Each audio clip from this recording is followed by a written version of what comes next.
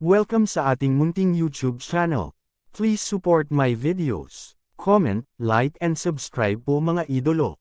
Maraming salamat po. Story present. Super Devo Uling System. Kabanata 971. Anong ginagawa ni Liang Yi dito? Kumunat ang noo ni Yang Xin. Master, kalimutan mo na. Binugbog lang ako ni Junior Brother Ye. Sinabi mo rin noong araw na ang kabiguan ko ay dahil sa kababaan kong kakayahan. Bakit kailangan mong mag-skema ng masinsinan para ma-frame si Junior Brother Ye? Ang mga salita ni Guo Liang ay muling ikinagulat ng lahat na naruroon. Ngayon, kahit ang sarili niyang personal na disipulo ay inakusahan siya ng pag-frame kay Ye Zuan. Ano pa ang masasabi ni Yang Xin? Anong kalokohan ang pinagsasabi mo? Biglang nagalit si Yang Xin. Hindi niya maintindihan kung bakit biglang nasabi ni Guo Liang ang mga ganoong salita. Hindi ba niya alam na napakaseryoso ng mga bunga ng pagsasabi ng mga ganoong salita? Guro, huwag kang maging matigas ang ulo. Bilang isang matanda, ang pananakit sa isang alagad ay hindi isang maliit na bagay. Dapat kang tumalikod sa maling landas. Ang mga salita ni Guo Liang ay nahulog sa pandinig ng lahat. Medyo marami na ang naniwala sa kanya. Kung tutuusin, ang isang alagad ay hindi magiging ganoon katanga para i-frame ang isang elder. Nakita ni Yang Xin si Ye Zuan na binugbog si Guo Liang gamit ang sarili niyang mga mata. Hindi niya ito matanggap, kaya gusto niyang alisin si Ye Zuan. Ito ang kanyang motibo. Elder Yang, ito. Ang nakaitim na elder ay tumingin kay Yang Xin. Noong una, binalak nilang hatulan si Ye Zuan at pagkatapos ay magbayad ng kanilang buhay. Ngunit ngayon, ang scapegoat ay talagang itinapon kay Yang Xin.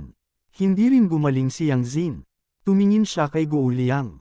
Ang huli ay ang kanyang sariling anak, ngunit talagang ginawa nito ang isang bagay sa kanya. Hindi niya ito maintindihan. Charm, dapat ganito. Si Guo Liang at ang iba pa ay ginayuma ni Luo Luo. Sa oras na ito, biglang may naisip si Yang Xin. Si Luo Luo ay mula sa Fox Charm Clan. Siya ay ipinanganak na may kakayahang mangakit ng mga tao, kaya nahulaan niya na sina Guo Liang, Lian Cheng at ang iba pa ay ginayuma ni Luo Luo. Gayunpaman, si Luo Luo ay nakalusot lamang sa ikalawang layer ng human body disaster. Paano niya magaganyak si Guo Liang na nasa ikapitong layer ng human body disaster? Bukod dito, kung si Guo Liang ay ginayuma, sa kanyang kaharian, dapat ay natuklasan niya ito kaagad. Dahil hindi ito Luo Luo, dapat ay si Ye Zuan iyon. You bastard, you dare to control my disciple. You're courting death. Biglang sumabog si Yang Xin, sinuntok si Ye Zuan. Ang suntok na ito ay hindi napigilan. Ito ay sapat na upang patayin ang isang ikasyam na layer na eksperto sa human body disaster. Guro, hindi. Biglang sumulpot si Guo Liang at tumayo sa harap ni Ye Zuan. Bang! Bago niya matapos ang kanyang pangungusap, si Guo Liang ay tinamaan ng isang suntok. Ang kanyang puso ay agad na nadurog. At si Ye Zuan ay pinaalis din ng katawan ni Guo Liang palabas ng Law Enforcement Hall. Biglang nangyari ang insidente, ngunit alam ng lahat sa paligid nila na si Guo Liang ang humakbang pasulong para tamaan, hindi si Ye Zuan ang humawak kay Guo Liang bilang isang kalasag. Si Guo Liang at Ye Zuan, na pinalipad, ay nahulog sa lupa. Hindi na humihinga ang una, habang ang huli ay tumalsik ng isang subo ng dugo at mabilis na bumangon mula sa lupa. Elder Yang, you're so vicious. How dare you try to kill me? Galit na sigaw ni Ye Zuan sa harap ng lahat. Hindi inaasahan ni Yang Xin na biglang haharangan ni Guo Liang ang pag-atake para kay Ye Zuan. Ngayong pinatay na niya ang sarili niyang anak, agad niyang sinugod si Ye Zuan. Papatayin kita. Galit na si Yang Xin. Hindi maganda. Nagkatinginan ang nasa katanghali ang gulang na elder at ang nakaitim na nakadamit na elder, pagkatapos ay nagmadaling pasulong upang pigilan siya.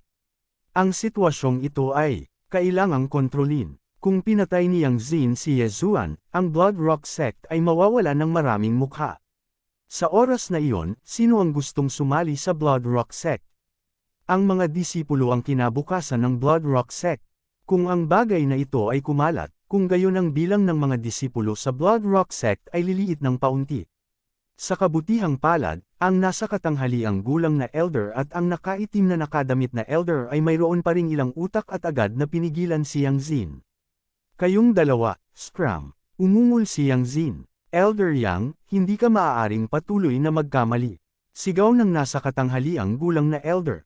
Habang nagpapalitan ng suntok ang tatlong True Energy Disaster Expert, agad na umatras ang mga law enforcement disciples sa law enforcement hall.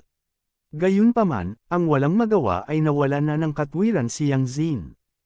Ang kanyang mga pag-atake ay walang awa at naapektuhan pa ang ilang law enforcement disciples, na naging sanhi ng pagkawala ng kanilang buhay.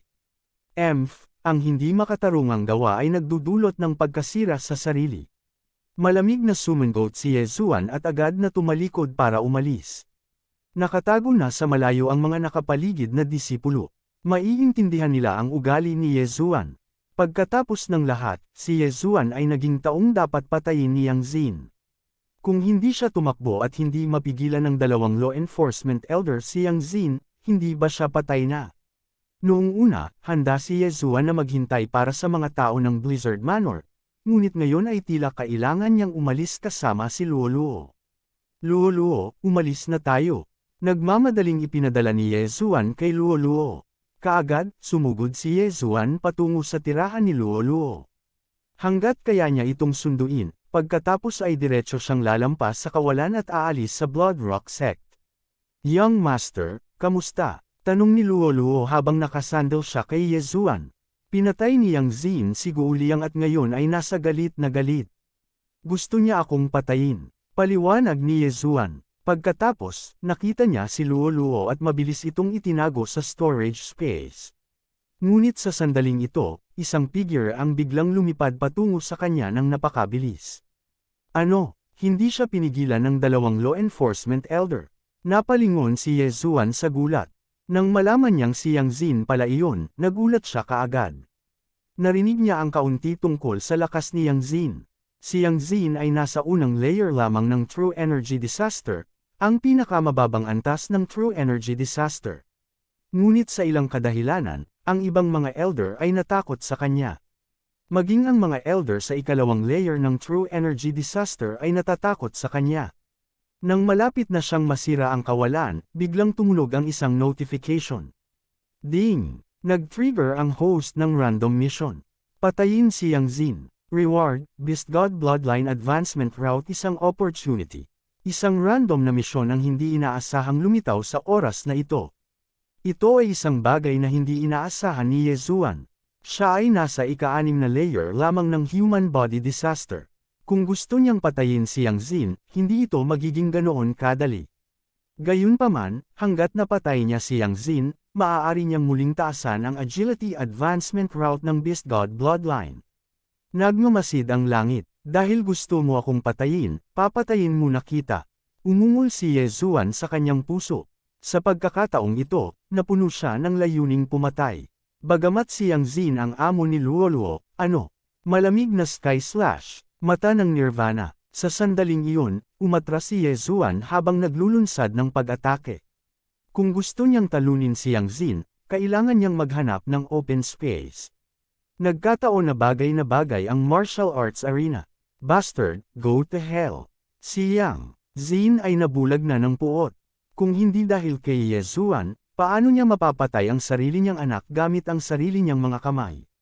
Fang! Fang! Dalawang muffled sound ang umalangaw. Ang dalawang pag-atake ni Yezuan ay madaling natalo ni Yang Zin. Bagamat nasa unang layer pa lang siya ng True Energy Disaster, mas mataas pa rin siya ng 5 layer kaysa kay Yezuan. Ang kanyang pag-atake ay talagang hindi isang bagay na maaaring ipagtanggol ni Yezuan sa kanyang kasalukuyang lakas.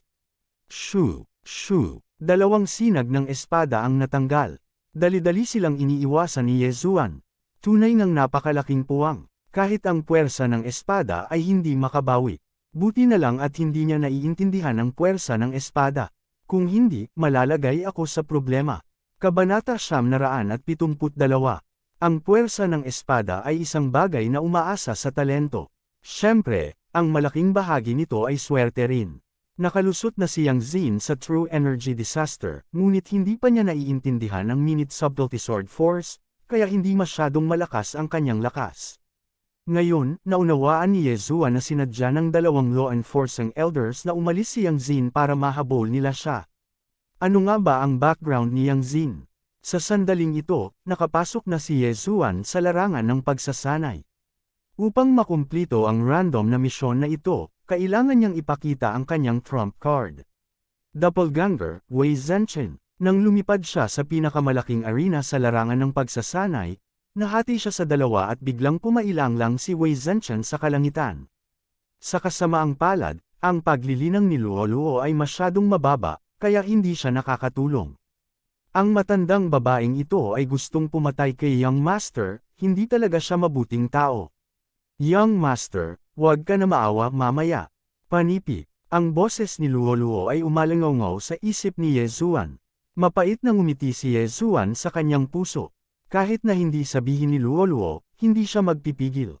Bastard, lahat ng ito ay dahil sa iyo kaya namatay si Lianger. Ngayon, maghihiganti ako para kay Lianger. Si Yang Zin ay umungal at muling umatake.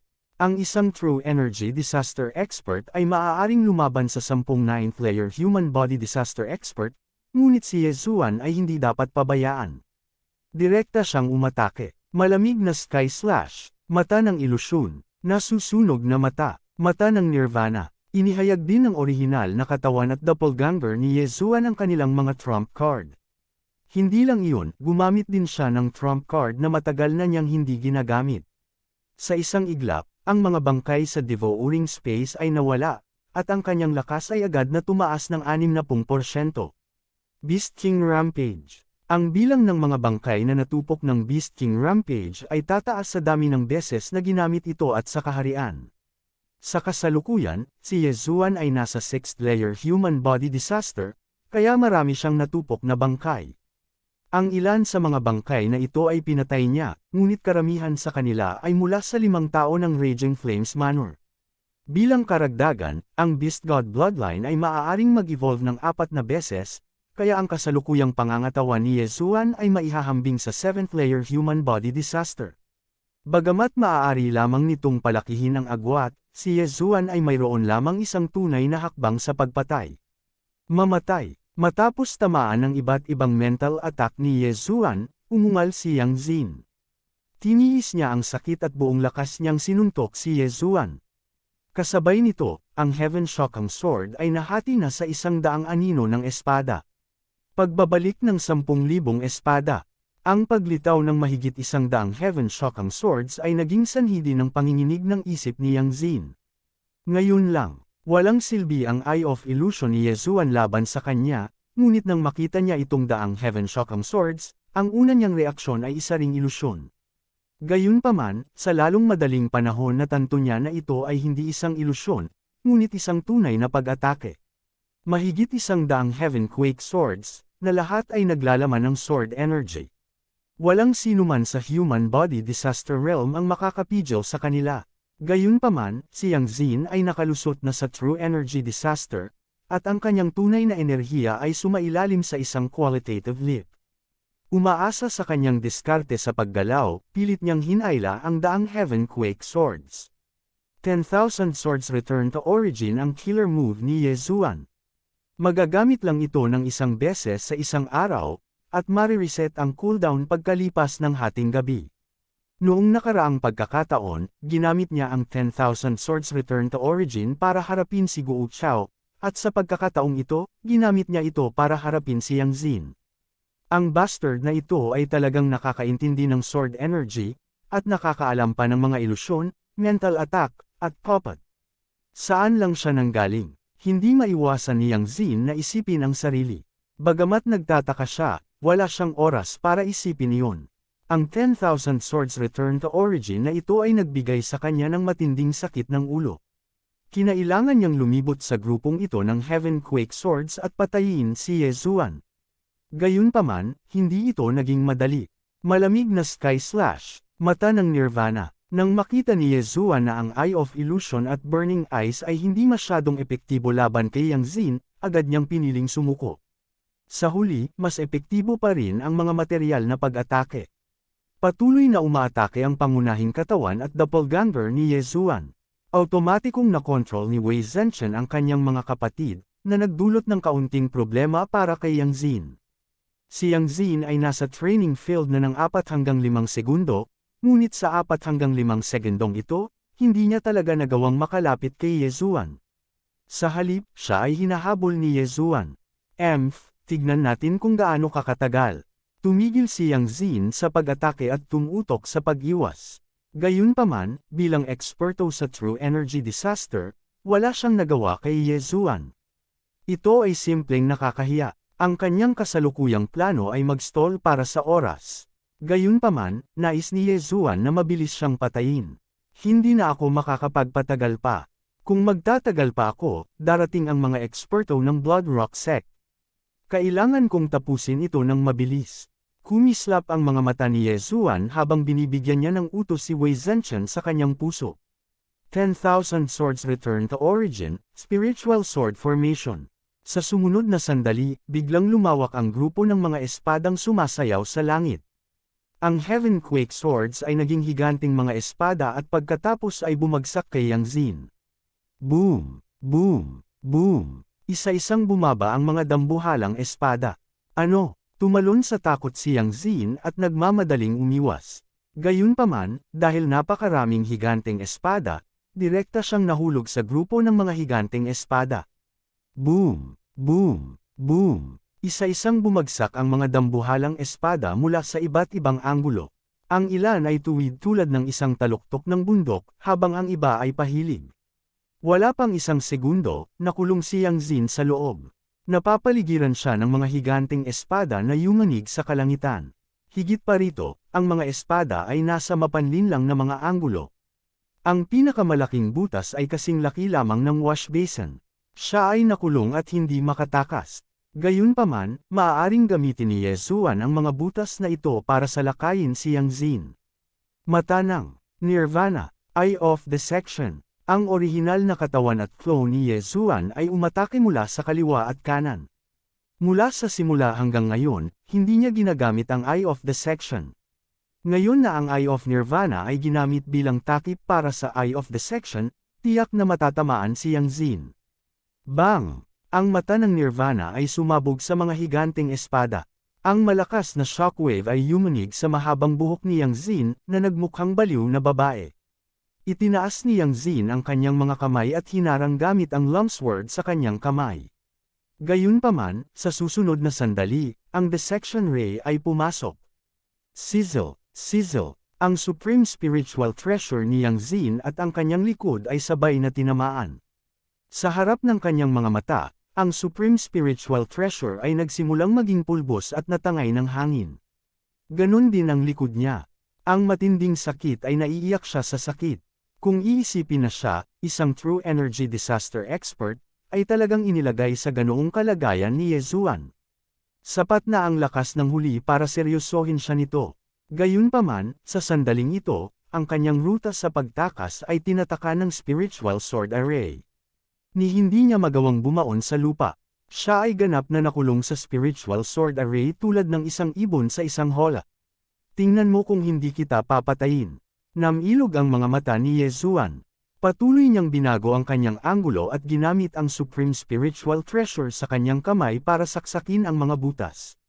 Hanggat nakahanap siya ng pagkakataon, direktang gagamitin niya ang Eye of Dissection. Hanggat nataman niya ang ulo ni Yang Xin, kahit na hindi siya mamatay, siya ay mapilayan. Ang pagbabalik ng 10,000 espada ay tumagal ng mahigit 10 segundo. Ilang segundo lang ang lumipas. Sa natitirang oras, tiyak na mapapatay siya ni Yezuan. Bastard, you dare to kill me. Kabanata 973. Bakit ka pa nagbubuga ng kalokohan? Kung papatayin kita, maa-advance ko ang aking liksi sa 9 na puntos at tataas ang aking bilis ng paggalaw ng 10%. Malamig na ngumuso si Yezuan sa kanyang puso. Mayroong kabuuang 8 butas sa spiritual sword array. Siya at ang kanyang clone ay patuloy na gumagalaw ng pabalik-balik, na pinahihirapan si Yang Xin sa loob. Ang kanyang mga balikat, binti, at braso ay natamaan ng disintegration ray. Sa loob lamang ng ilang segundo, dumudugo ng husto ang katawan ni Yang Xin. Kung hindi niya desperado na pinrotektahan ang kanyang mahahalagang bahagi, matagal na siyang namatay. Dahil sa malaking pagkakaiba sa kanilang mga kaharian, ang epekto ng disintegration ray ay hindi masyadong perpekto. Ngayon lang, tanging ang katawan ng Supreme Spiritual Treasure ang nawasak. Gayunpaman, tinansya ni Yezuan na sa loob ng isa pang 3 segundo, na kung saan ang tagal ng pagbabalik ng 10,000 espada ay tapos na, magagawa niyang patayin si Yang Xin. Gayunpaman, sa sandaling ito, tumigil ka, anak kang walang galang. Isang biglang dagandong sa langit ang bumagsak sa mga tainga ni Yezuan.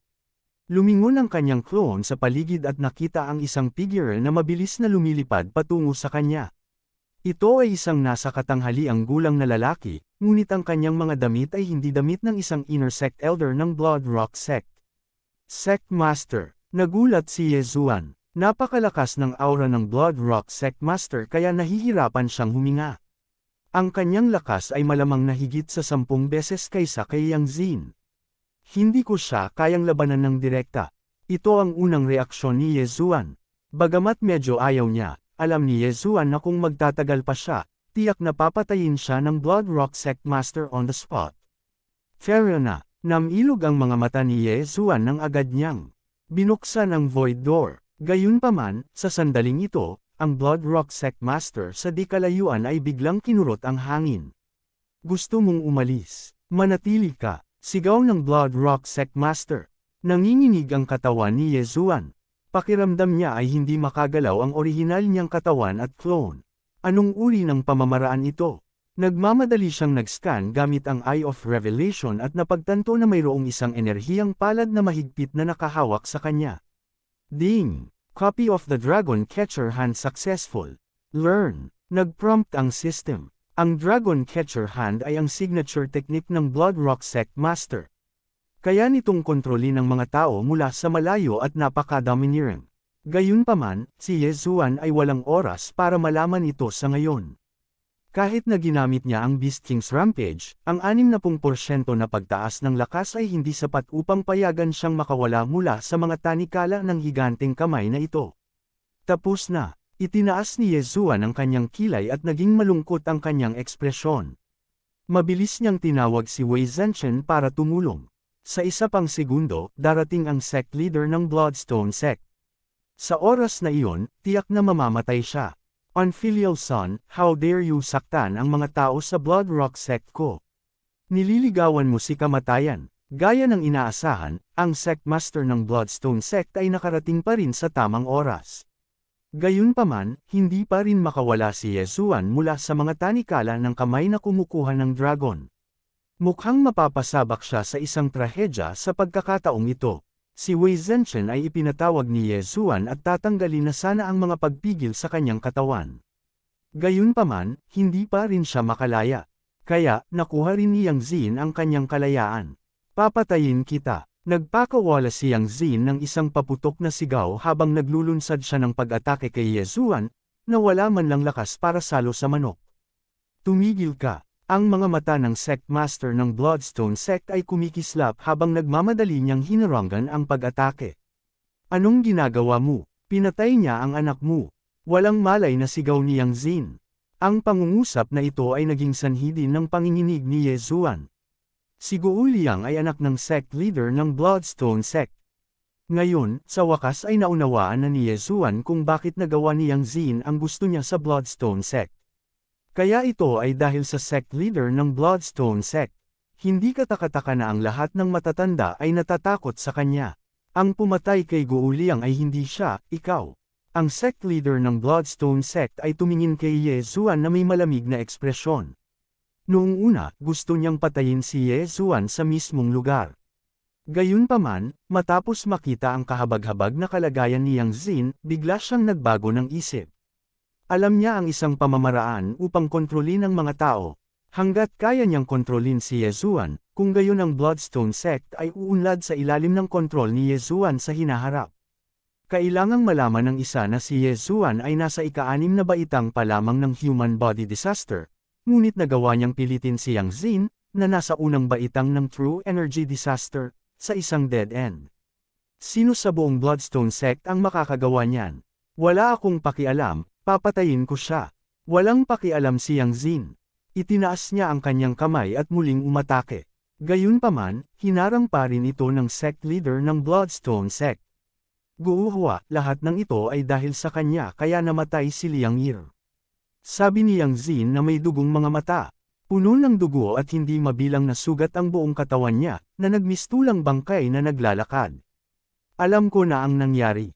Kung hindi dahil sa iyo, paano namatay si Guo Liang? Umirap ang sect leader ng Bloodstone Sect. Sa katunayan, kung ayaw ni Yang Zin na saktan si Ye Zuan dahil sa kanyang mukha, hindi sana ginamit ni Ye Zuan si Guo Liang bilang panangga. Sa makatuwid, ang pagkamatay ni Guo Liang ay sanhi ni Yang Zin. Isa pa, siya ang pumatay sa kanya. Nang marinig ang pag-uusap ng dalawa, naramdaman lamang ni Ye Zuan na medyo melodramatic ang plot. Ang namatay na asawa ni Yang Zin ay pinangalan ng Guo. Hindi niya inaasahan na ang sect leader ng Bloodstone Sect ay tatawagan ding Guo. Sa makatuwid, maaaring lehitimong gamitin ni Guo Liang ang apelyido ng sect leader. Gayunpaman, walang sinuman sa itaas na echelon ng Bloodstone Sect na hindi nakakaalam tungkol dito. Alam nilang lahat na si Guo Liang ay anak ni Yang Zin at ang sect leader ng Bloodstone Sect, kaya naman pinayagan nila siyang gawin ang anumang gusto niya. Gayunpaman, hindi ito ang oras para pag-isipan ito. Iniisip ni Ye Zuan kung paano makakawala sa kamay na kumukuha ng dragon. Sa kasamaang palad, ang kanyang lakas ay masyadong mahina at wala siyang magawa. This time, nababaliw na talaga siya. Ang kanyang dalawang clone ay maaaring nasa panganib, ngunit mayroon pa rin siyang trump card sa kanyang kamay. Kung alam kong mangyayari ito, kinuha ko na sana si Luo Luo at umalis. Sa ganoong paraan, hindi ako malalagay sa panganib. Ngayon, makikita ko lang kung kapaki-pakinabang ang pangalan ng Winsnow Manor. Gayunpaman, maaaring baliwalain din ito ng sect leader ng Bloodstone Sect. Pagkatapos ng lahat, walang patunay. Panipi, pakiramdam ni Ye Zuan ay labis na walang magawa sa kanyang puso. Kung kailangan niyang sisihin ang isang tao, masisisi lang niya ang sarili niya sa sobrang gaaman. Malinaw niyang alam kung gaano kalakas ang isang true chi disaster expert, pero gusto pa rin niyang lumaban ng direkta. Sa huli, nagtagal ito. Ngayong ang sect leader ng Bloodstone Sect ay personal na gumawa ng hakbang, hindi siya makatakas kahit na mayroon siyang mga pakpak. Hindi lamang siya nabigo sa pagsulong, ngunit dalawang buhay din ang nasawi. Sinabi ng sect leader ng Bloodstone Sect kay Yang Zin, gamutin mo muna ang iyong mga sugat. Kapag na-control ko na siya, magagawa mo na ang lahat ng gusto mo sa kanya. Naunawaan din ng huli ang kanyang mga pamamaraan.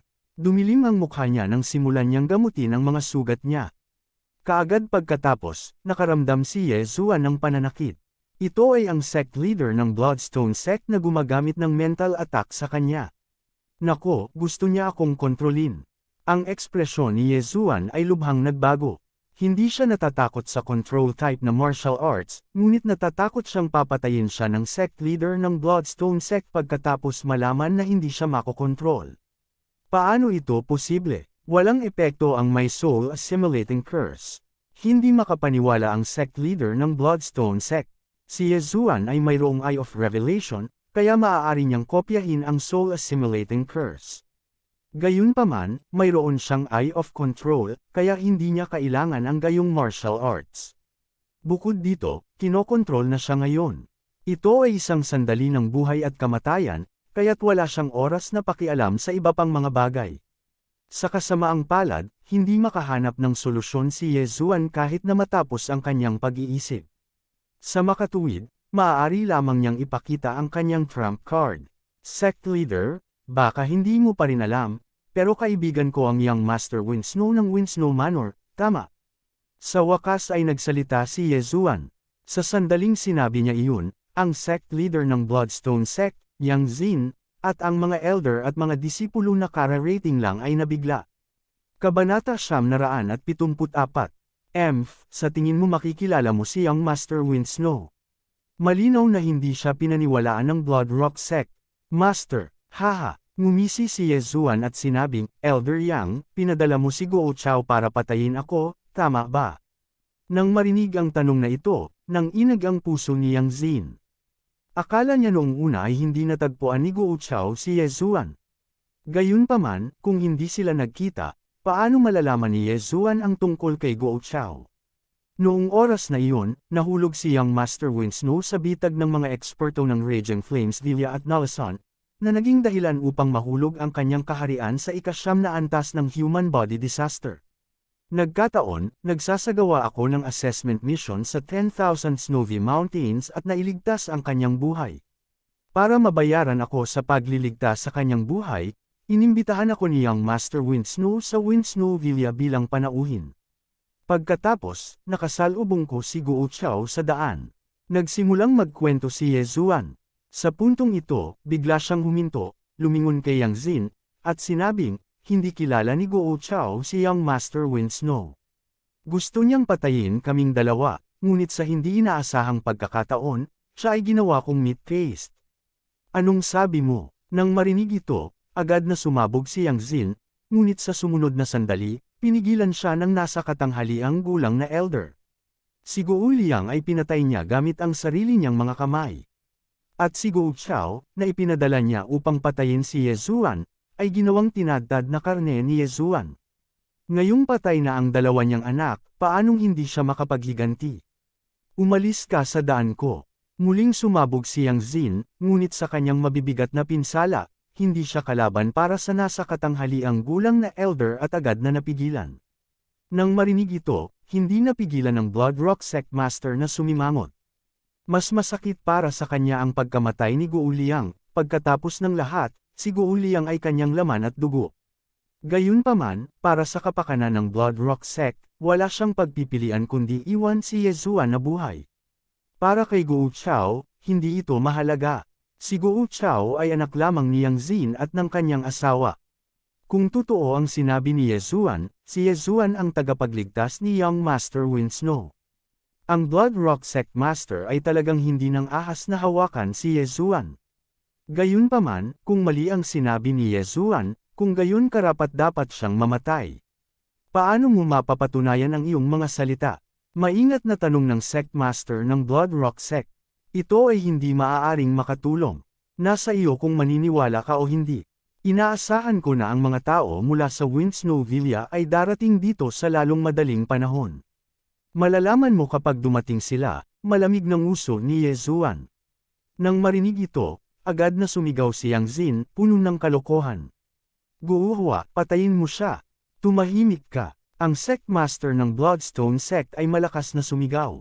Sa mata ng Winslow Manor, ang Blood Rock Sect ay isang maliit na puwersa lamang. Kung ang Winslow Manor ay inihambing sa Blood Rock Sect, ang lakas ng Winslow Manor ay hindi bababa sa 10 beses kaysa sa Blood Rock Sect. Maaaring sirain ng Winslow Vilya ang Blood Rock Sect sa isang kisap mata.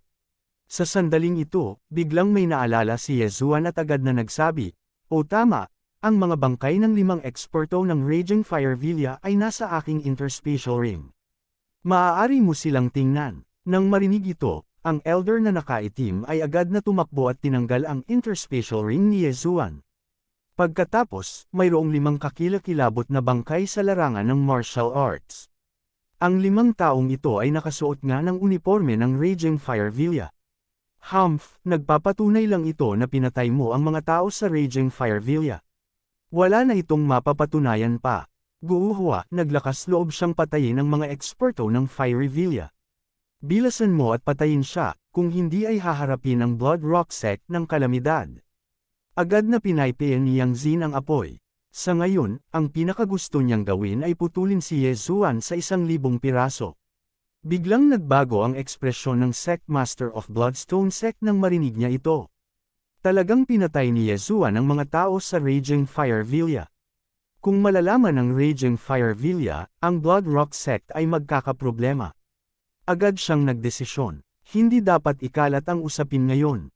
Elder Kyo, mabilis na i-activate ang Protective Mountain Array at i-seal ang gate ng bundok.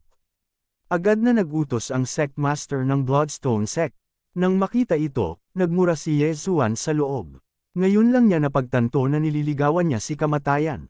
Kung hindi niya inilabas ang mga bangkay ng 5 eksperto ng Raging Fire Vilya, baka mabuhay pa siya ng kaunti. Ngunit ngayon, maaaring patayin siya kaagad ng Sect Master ng Bloodstone Sect. Anak, mukhang hindi na kita kayang buhayin. Hinuyam ng Sect Master ng Bloodstone Sect ang kanyang kanang kamay, at naramdaman ni Yezuan na humigpit ang higanteng kamay ng Chi sa kanyang katawan. Bitik. Sa malutong na tunog, ang mga buto ni Yezuan ay direktang nadurog. Kung ang sect master ng Bloodstone sect ay gumamit ng kaunting lakas, siya ay namatay. Si Yezuan ay handa ng mamatay. Sa pinakamasama, babalik siya at sisirain ang Blood Rock sect. Gayunpaman, sa sandaling ito, huff, huff, huff. Biglang bumaba ng 10 degree ang temperatura sa paligid, na sinundan ng marahas na sigaw. Sino ang nang-ahas na hawakan siya? Ang boses na ito ay napakapamilyar kay Yezuan. Si Young Master Feng Zhu ang iniligtas niya noong araw na iyon. Pagkarinig nito ay parang nakakita siya ng pag-asa, ngunit nagmura pa rin siya sa kanyang puso. Damit, bakit kailangan pa nilang mag-set up ng ganoong formation? They're finally here. Nandito na sa wakas ang Winsnow Villa. Nang marinig ito ng sect master ng Bloodstone sect, na handang durugan si Yezuan, ang kanyang katawan ay nanginginig ng husto habang nakatingin sa bagong dating. 6 na tao lang mula sa Winsnow Villa ang dumating sa pagkakataong ito. Bilang karagdagan kay Young Master Feng Zhu, mayroong 5 eksperto sa True Energy Disaster. Sa kanila, 2 sa kanila ang may mga aura na hindi mababa sa sect master ng Bloodstone sect. Ito ang lakas ng Winsnow Villa. Halos lahat ng naruroon ay hindi inaasahan na kilala talaga ni Yezuan ang Young Villa Master ng Winsnow Villa, si Feng Wuan. Ang sect master ng Bloodstone sect ay natuwa din na siya ay medyo mabagal. Kung hindi niya sinasadyang nasakaw si Yezuan hanggang sa mamatay, ang Bloodstone sect ay malalagay sa problema. Pagkatapos lumitaw si Young Master Feng Zhu, agad niyang ginamit ang Winsnow Movement Technique para sumugod sa harap ni Yezuan, nag-iwan ng bakas ng mga snowflake, na napaka-elegante. Nang makita ito, ang sect master ng Bloodstone sect ay nagmamadaling binitawan si Yezuan. Kuya Ye, okay ka lang? Tanong ni Young Master Feng Zhu. Wala lang, konting sugat lang. Umiling si Yezuan. Bago lumitaw si Young Master Feng Zhu, ang kanyang mga buto ay naayos na ng bloodline ng Divine Tree of Life. Sa oras na ito, siya ay nasa pinakamataas na kalagayan. Pagkatapos, nilingan ni Young Master Feng Zhu ang kanyang ulo upang tingnan ng sect master ng Bloodstone sect at sinabing, ang kamay na nanguhuli ng dragon ni sect master Guo ay talagang karapat-dapat sa reputasyon nito. Bagamat ito ay isang hindi kumpletong bersyon lamang, ito ay napakahusay pa rin. Nang marinig ito, hindi na mamalayan ni Yezuan na sumulyap sa panel. Dragon Catching Hand, hindi kumpletong bersyon. Oo naman, ito ay isang hindi kumpletong bersyon lamang. Si Yezuan ay mahilig sa martial art na ito. Maaari nitong kontrolin ang kalaban mula sa malayo na napakahusay. Iniisip niya kung gaano kalakas ang kumpletong bersyon ng Dragon Catching Hand. Sa oras na ito, ding! Maaaring ayusin ang Dragon Catching Hand. Ang pag-aayos ay nangangailangan ng martial art storage. Gusto mo bang ayusin ito? Biglang nag-prompt ang system. Imbaka ng martial arts. Ito ba ang martial arts na kinopya ko sa Devo-uring system? Nagtaas ng kilay si Yezuan at agad na sumagot, oo. Pagkatapos, nagsimula siyang pumili ng martial arts na iyon. Kapag nagamit na ang martial arts na ito sa pagkukumpuni, hindi na niya ito muling matututunan. Gayunpaman, ang martial arts na ito ay mga dekorasyon lamang para sa kanya, kaya direktang hinayla ni Yezuan ang lahat ng martial arts. Ding! Umabot sa 5% ang rate ng pagkumpleto ng Dragon Catching Hand. Nag-prompt muli ang system. Nagulat si Yezuan. Naubos na niya ang lahat ng martial arts storage, pero 5% lang ang naayos niya. Gaano ka-advanced itong Dragon Catching Hand? Kabanata 975. Young Master Feng Zhu, si Yezuan ay isang disipulo ng aking Blood Rock sect. May karapatan akong arestuhin siya dahil sa pananakit sa kapwa niya disipulo. Sinabi ng sect master ng Blood Rock sect kay Young Master Feng Zhu. Naninira sa kapwa alagad. Nagtaas ng kilay si Young Master Feng Zhu at sinabing, nang ihatid ako ni Yezuan pabalik sa Winsnow Villa, nagkataong nakilala niya ang isang panloob na disipulo ng Blood Rock sect na tinatawag na Guo Chao. Gusto pa niya akong patayin. Boom! Ang mga salitang ito ay naging sanhi ng paglunok ng laway ng mga tao sa paligid. Hindi nila inaasahan na totoo pala ang sinabi ni Yezuan kanina. Si Guo Chao ay anak ng ating elder Yang Xin. Ang bagay na ito ay walang kinalaman sa ating sekta. Ang sect master ng Blood Rock Sect ay agad na gumuhit ng linya. Nang marinig ito, agad na sumigaw si Yang Xin, Guo Hua, napakalupit mo. Si Guo Liang ay anak din ng sect master ng Blood Rock Sect. Gayunpaman, ang sect master ng Blood Rock Sect ay hindi nalungkot pagkatapos ng kamatayan ni Guo Liang. Sa halip, iniwan niya si Ye Zuan. Gayunpaman, ito ay naiintindihan. Pagkatapos ng lahat, ang sect master ng Blood Rock Sect ay kailangang mag-isip para sa sekta. Pinakamabuting itulak ang sisi kay Yang Xin para sa usapin ngayon. Sect Master Guo, ano ang dapat mong gawin? Nakangiting tanong ni Yang Master Feng Zhu. Inabuso ni Elder Yang Xin ang kanyang kapangyarihan para kunin at sakta ng isang alagad ng ating sekta. Siya ay aalisin sa kanyang posisyon bilang isang elder at ang kanyang kultibasyon ay mapilayan. Agad na sumenyas ang sect master ng Blood Rock Sect sa nasa katanghaliang gulang na elder. Matapos matanggap ang utos, sinuntok din ng nasa katanghaliang elder ang dantian ni Elder Yang Xin. Ang dantian ay ang ikatlong mahalagang punto ng isang tao pagkatapos ng utak at puso. Gayunpaman, mas madaling sirain ang utak at puso kaysa sa dantian. Sa makatuwid, karamihan sa mga tao ay target ang utak at puso. Bang! Hindi nag-react si Yang Xin sa oras at ang kanyang dantian ay agad na nabasag. Kaagad, ang kanyang tunay na chi ay damaloy at bumalik sa mundo. Ikaw, dumura si Yang Xin at itinuro ang sect master ng Blood Rock Sect. Hindi niya inaasahan na ganoon kalupit ang huli. Nang makita na ang kultibasyon ni Yang Xin ay baldado, si Young Master Feng Zhu ay tumango bilang kasiyahan at sinabing, kung ganoon, hindi ko na itutuloy ang bagay na ito. Ngayon, pumunta ako sa iyong sekta upang hilingin kay Ye Zuan na sumali sa aming Windy Snow Villa. Sect Master Guo, basta pumayag siya, wala akong tutol. Agad na sinabi ng sect leader ng Blood Rock Sect. Sa sandaling ito, hindi siya nang ahas na magkaroon ng anumang pagtutol. Hindi ba niya nakita na ang Wind Snow Villa ay nagdala ng isang eksperto? Sige, tumango si Young Master Wind Snow at tumingin kay Ye Zuan. Kung gayon aalis ako sa Blood Rock Sect ngayon at sasali sa Wind Snow Villa, agad na sabi ni Ye Zuan. Nakahinga ng maluwag ang Bloodstone Sect Master nang marinig niya iyon. Pagkatapos ng lahat, si Ye Zuan ay nakapatay ng isang tao mula sa Blazing Fire Villa. Ngayong sumali na siya sa Snowwind Villa, maaari itong ituring na isang diversion. Umaasa si Ye Zuan na ang mga tao mula sa Blazing Fire Villa ay hindi hahanapin siya. Gayunpaman, hindi ito ligtas. Pakiramdam niya ay kailangang higpitan ang mga galaw ng mga disipulo at isil ang Blood Rock Sect sa loob ng ilang panahon. Kung ganoon ay aalis na tayo. Hinawakan ni Wind Snow Gangzi ang kanyang mga kamao sa Bloodstone Sect leader at umalis kasama si Ye Zuan. Ang nakapaligid na libu-libong mga disipulo ay naiinggit na nakatingin sa pag-alis ni Ye Zuan. Tiniis din ni Yang Xin ang sakit habang nakatingin sa likod ni Ye Zuan at sinabi sa kanyang puso, hindi kita bibitawan. Ang Wind Snow Villa ay isang puwersa na mas malakas kaysa sa Blood Rock Sect. Sa mata ng mga tagalabas, si Ye Zuan ay magkakaroon ng meteoric na pagtaas sa hinaharap dahil kilala niya si Young Master Wind Snow. Sa katunayan, kahit si Ye Zuan ay hindi inaasahan na siya ay magtagumpay ngayon. Ito ay talagang isang malapit na tawag. Kung dumating si Young Master Wind Snow pagkaraan ng ilang sandali, siya ay durog na durog. Nakakalungkot na hindi ko mapatay o makontrol si Yang Xin. Si Ye Zuan ay walang magawa. Lihim din niyang sinisisi ang sarili. Kung ginamit niya ang devouring point na iyon para isulong ang kanyang bloodline, kung gayon ay nagawa niyang patayin si Yang Xin. Sa kasamaang palad, huli na ang lahat.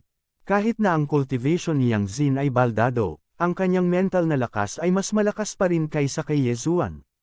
Bukod dito, hindi partikular na hiniling ni Young Master Wind Snow ang kanyang kamatayan, kaya hindi siya maaaring samantalahin ni Ye Zuan.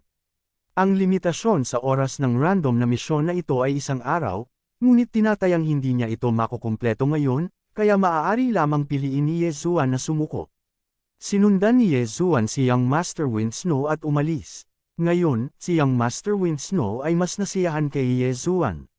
Nasa ika-6 na layer pa lang siya ng human body disaster, ngunit nagawa niyang masaktan ng husto ang isang true energy disaster expert. Kung siya ay aalagaan sa hinaharap, tiyak na mapapalakas niya ang Winsnovia. Pagkatapos umalis sa Blood Rock Sect, biglang may naisip si Young Master Winsnow at agad na nagtanong, "O tama, Yezuan, hindi mo ba sinabi na mayroon kang nakababatang kapatid na babae?" "Naku, sabi ko maghintay siya sa maliit na bayan sa paanan ng bundok. Sasanduan ko muna siya." Pagkatapos magsalita ni Yezuan, mabilis siyang lumabas. Naghintay doon si Young Master Winsnow at ang iba pang 5 tao. Pagkaraan ng ilang sandali, dinala ni Yezuan si Luoluo. "Oh, Fox Clan." Bahagyang nagulat si Young Master Winsnow. Akala niya ay nakababatang kapatid siya ni Yezuan. Pagkalapit ni Luoluo, ngumiti siya ng matamis at sinabing, "Pagbati, kapatid na Wuan." Mabuti. May magandang impresyon si Feng Wuan sa batang babaeng ito sa harap niya. Bukod dito, mukhang bata pa si Luoluo, ngunit naabot na niya ang pangalawang layer ng human body disaster. Siya ay halos kapareho ng mga disipulo ng Winsnovia. Ang Winsnovia ay hindi isang sekta. Kung gusto ng mga tagalabas na pumasok sa Winsnovia, kailangan nilang nasa ika-6 na layer man lang ng human body disaster. Gayunpaman, walang limitasyon sa edad tulad ng Blood Rock Sect. Pagkatapos noon, sinundan ni Yezuan at Luoluo si Young Master Winsnow at nagtungo sa Winsnovia. Gayunpaman, ang paglalakbay ay hindi masyadong mapayapa. Dati, on the way here, may mga taong nagpapalusot. "I'm afraid that they are spy from Blazing Firevilla. Kung babalik tayo sa pinanggalingan natin, natatakot ako na matambangan tayo." Paalala ni Young Master Winsnow. Alam na ni Yezuan ang tungkol sa sama ng loob sa pagitan ng Winsnovia at Blazing Firevilla. Ang dalawang pamilya ay nakulong sa isang matinding labanan at magiging walang awa sa tuwing may pagkakataon. Kung gayon, dapat ba tayong lumihis? Ipinikit ni Luoluo ang kanyang malalaking mata at sinabi, "No need. I have a snow wind tablet on me." Kahit na mas marami ang manggaling sa Blazing Firevilla, hindi makakatulong. Tiwalang sabi ni Feng Wuan. Kung talagang dumating ang kabilang partido, sulit na ipagpalit ang isang Blazing Fire tablet para sa malaking bilang ng mga eksperto mula sa Blazing Firevilla. Dahil pumayag na si Yezuan na sumali sa Winsnovia, lalaban siya para sa Winsnovia. Hanggat naglakas loob na pumunta si Blazing Firevilla, natural siyang kikilos. Gayunpaman, bukod sa kanya at kay Luoluo, lahat ng naruroon ay may true energy disaster. Bukod dito, nagamit na niya ang 10,000 Swords Return to Origin. Sa pagkakataong ito, natatakot siya na baka hindi siya makatulong. Sa Snowwind Tablet, si Feng Wuan ay hindi natatakot sa sinuman. Kaya naman, bumalik siya sa pinanggalingan niya. Sa daan, marami silang nakasalubong na tao kung nagkataon. Sila dapat ang mga especially iya mula sa Blazing Firevilla. Ang mga tao mula sa Winsnovia ay hindi kailanman pumatay ng mga tao para magnakaw ng mga kayamanan. Sa makatuwid, pinili nilang huwag pansinin ang mga ito. Sa sorpresa ng lahat, ang Blazing Firevilla ay hindi kumikilos sa pagkakataong ito. Nakabalik talaga sila sa Winsnovia ng ligtas at maayos. Ang Winsnovia ay itinayo sa tuktok ng isang manyeb na bundok. Ang temperatura ng nalalatagan ng nyebe na bundok na ito ay napakababa. Kapag umakyat ang mga ordinaryong tao, ang bilis ng sirkulasyon ng true energy ay mababawasan ng husto. Gayunpaman, ang mga tao mula sa Winsnovia ay nanirahan sa lugar na ito mula noong sila ay bata pa. Bukod dito, nilinang din nila ang Winsnow technique. Sa makatuwid, ang temperatura ay hindi nakakaapekto sa kanila. Kabanata 976. Yezuan, Luoluo, sumama ka sa akin upang makita ang aking ama. Sinabi ni Feng Wuan kina Yezuan at Luoluo pagkatapos bumalik sa Winsnovia. Okay, tumango si Yezuan. Ang ama ni Feng Wuan ay ang Villa Master ng Winsnovia. Dinadala ni Feng Wuan si Yezuan para hilingin sa kanyang ama na ayusin si Yezuan. Sa daan, naakit ni na Yezuan, Luoluo, at Luoluo ang atensyon ng maraming tao, karamihan sa kanila ay mga kabataang babae. Si Young Master Winsnow ay matikas at marangal, ngunit siya ang Prince Charming sa kanilang mga puso. Maraming babae sa Winsnovia ang gustong pakasalan siya. Siyempre, mayroon ding mga taong interesado kina Yezuan at Luo Luo. Ang mga maaaring pamunuan ni Young Master Wind Snow ay dapat may kaunting kakayahan. Hindi nagtagal, dinala ni Feng Wuan si Yezuan sa isang tirahan sa tuktok ng Windy Snow Mountain. Ama, magalang na sigaw ni Feng Wuan sa labas ng pinto. Pumasok ka na. Isang boses ng lalaki ang nanggaling sa loob. Sa oras na ito, naramdaman na ni Yezuan na may dalawang tao sa loob. Ang kanilang lakas ay malamang na higit pa sa sect master ng Blood Rock Sect. Pumasok si Feng Wuan kasama si Yezuan. Ang dalawang tao sa loob ay isang medyo may edad na lalaki at isang maputi ang buhok na matandang babae. Pareho silang nakasuot ng Snow White na damit. Binabati ni Wuan ang lola, ama, nagmamadaling yumuko si Feng Wuan. Nagulat si Yezuan at Luo Luo at nagmamadaling yumuko rin. Hindi nila inaasahan na ang maputing buhok na matandang babae na ito ay ang lola ni Feng Wuan. Sinasabing ang matandang babae na ito ang pinakamalakas na tao sa Windy Snow Villa, Zhu Hong. Nabalitaan na ang Windy Snow Villa ay itinayo ni Zhu Hong at lolo ni Feng Wuan at ipinangalan sa kanilang mga apelyido. Gayunpaman, ang lolo ni Feng Wuan ay namatay na. Wuan, ang nakababatang kapatid na ito ay si Yezuan na nagligtas sa iyong buhay, tama ba? Ang ama ni Feng Wuan, si Feng Wenyao, ay tumingin kay Yezuan. Oo. Tumanggo si Feng Wuan at agad na sinabi sa kanila ang nangyari sa Blood Rock Sect noong araw na iyon. Matapos marinig ito, nagulat si Feng Wenyao at ang matandang babae. Isang 6th grade human body disaster ang malubhang nasugatan ng isang 1st grade vital energy disaster elder ng Blood Rock Sect. Mabuti, kahanga-hanga ang kakayahan ni Little Brother Ye. Mula ngayon, titira ka na sa Windy Snow Villa, direktang sabi ni Feng Wenyao. Sa nakalipas na ilang araw na sila ay nasa Wind Snow Villa, sinabi ni Feng Wuan kay Yezuan ang ilang bagay tungkol sa Wind Snow Villa. Ang Wind Snow Villa ay nahahati sa 6 na malaki at maliliit na villa ayon sa kahalagahan. Tulad ng para sa unang villa, natural na ito ang pinakamahalaga sa Wind Snow Villa. Ito ay sapat na upang ipakita kung gaano kahalaga ni Feng Wenyao si Yezuan. Salamat, Villa Lord. Nagmamadaling sabi ni Yezuan. Sino ang babaeng ito? Panipi tuldok.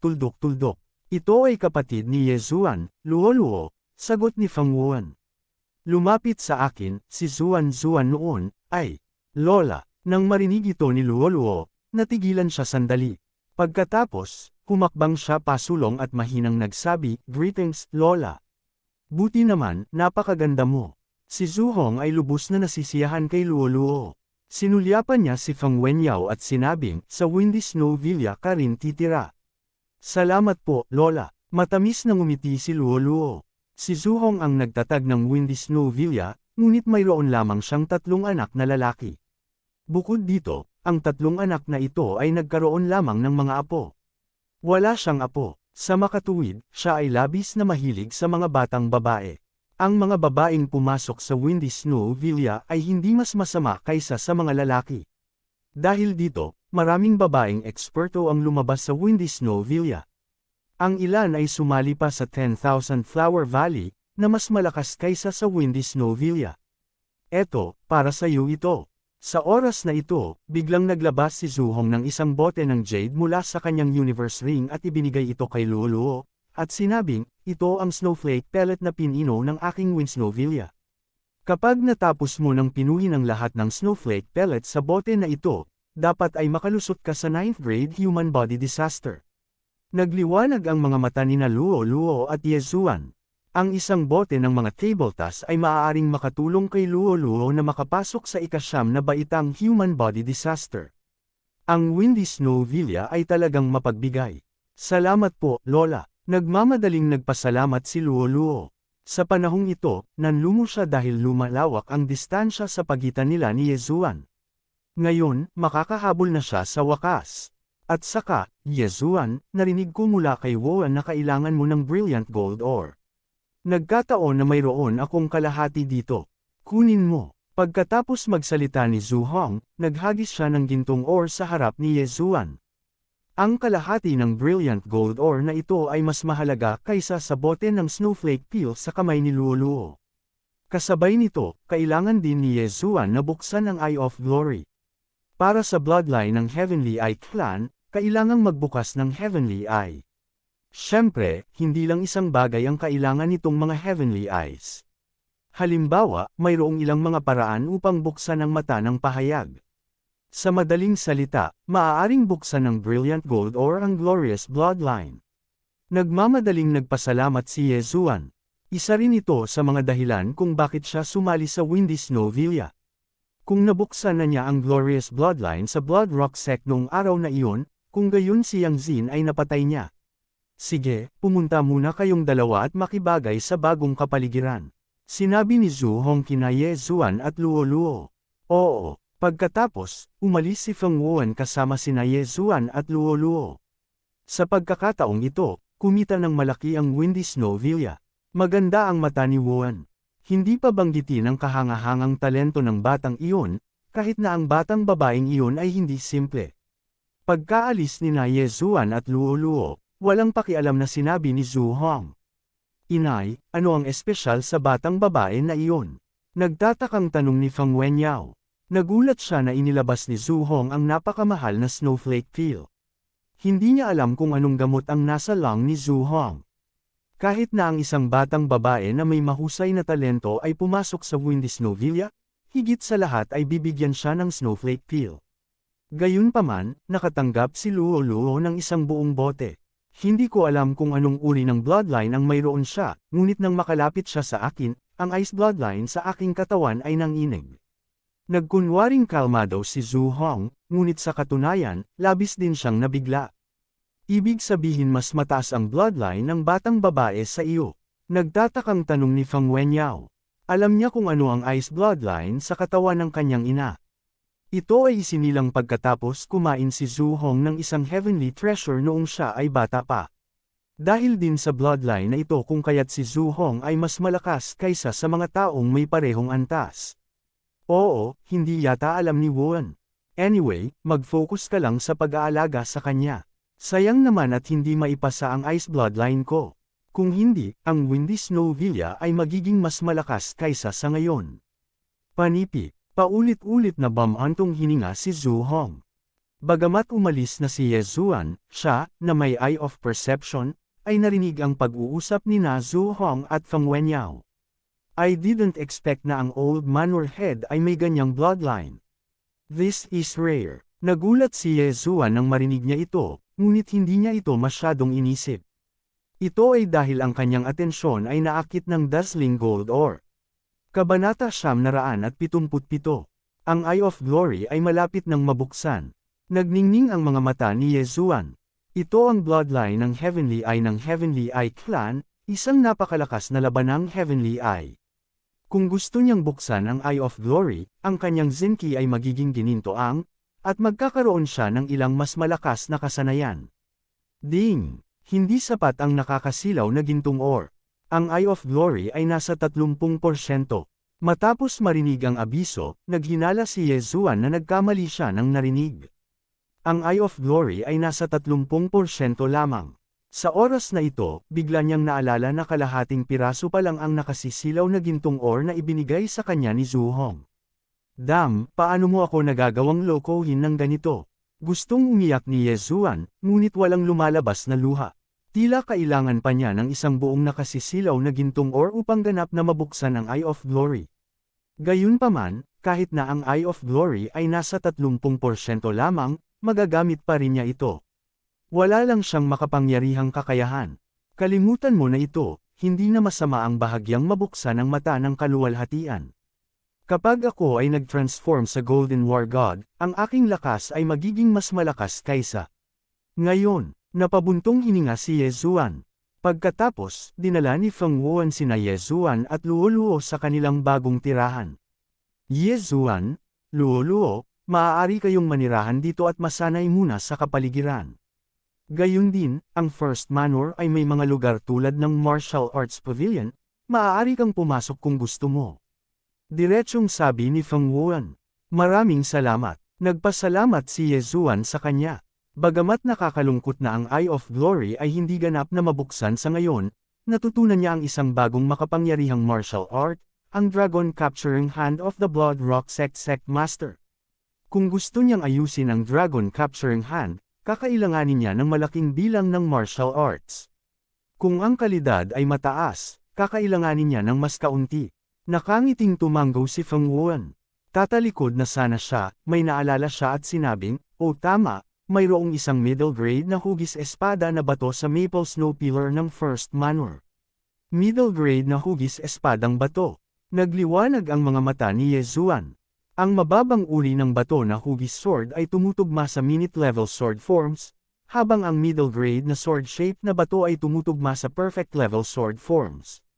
Naintindihan na niya ang minute level sword forms.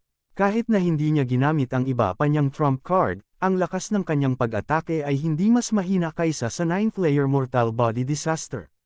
Kung naintindihan niya ang perfect level sword force, kahit isang true energy disaster expert ay kailangang pansamantalang iwasan siya. Agad na umalis si Feng Wuan. Bago siya umalis, iniwan niya ang kanyang address para mahanap siya ni Ye Zuan. "Young Master, pupuntahan ko muna ang Snowflake Peel." Pagkaalis ni Feng Wuan, tumalon si Luoluo sa kanyang silid. Noong nakaraan, sinabi ni Zhu Hong na kung ang bote ng Snowflake Peels na ito ay ganap na pininom ni Luoluo, ang Luoluo ay maaabot man lang ang ika-9 na antas ng human body disaster. Gayunpaman, hindi dapat kalimutan na si Luoluo ay nagtataglay ng isang misteryosong linya ng dugo at isang charm fusion crystal. Bilang karagdagan sa bloodline ng Beast God na nagpapataas ng bilis ng kanyang paglaki, maaari siyang direktang makalusot sa true energy disaster. Sa makatuwid, kinailangan ni Ye Zuan na magtrabaho ng husto. "Sige po." Tumanggo si Ye Zuan at mabilis na umalis. Ang unang hakbang ay itala ang hugis espada na bato. Ang klima ng Snowwind Villa ay medyo malupit. Ang mga ordinaryong tao ay mangangailangan ng mahabang panahon upang umangkop sa kapaligiran, hanggang sa magtagumpay sila sa paglinang ng Snowwind Technique. Ang pagiging nasa Snowwind Mountain ay nakaramdam ng hindi komportable kay Ye Zuan. Kung tutusin, sobrang lamig dito.